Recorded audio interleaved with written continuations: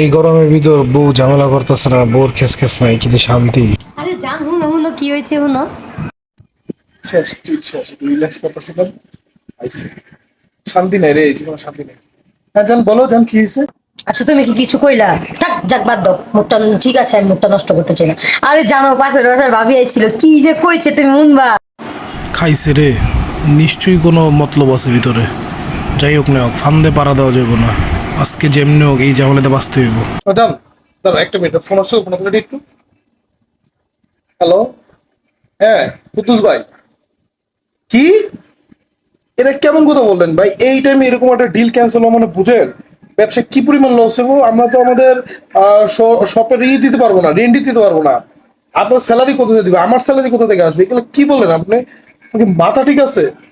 Sheet ভাই, এই টাইমে এরকম একটা নিউজ আপনাদের মোটেই উচিত নেই। এত বড় একটা অ্যামাউন্টের ধাক্কা এখন কি কোম্পানি সামলানো সম্ভব? আপনি এটা কি বললেন? আহারে, আমার জামাই অনেক লস হয়ে গেল ঘরে। থাকগা, বাদ দি, কত কষ্ট করে একটা সংসারের লেগে সবসময় আমার সব সকাল রাত পূরণ করে। আজকে না হয় একটা শখ মাটি দিলাম, তাই কি হয়েছে?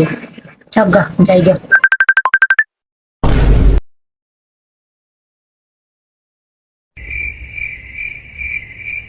আসলে জান, হয়েছে কি বিষয়টা, পরে তোর নাম চিনা খারাই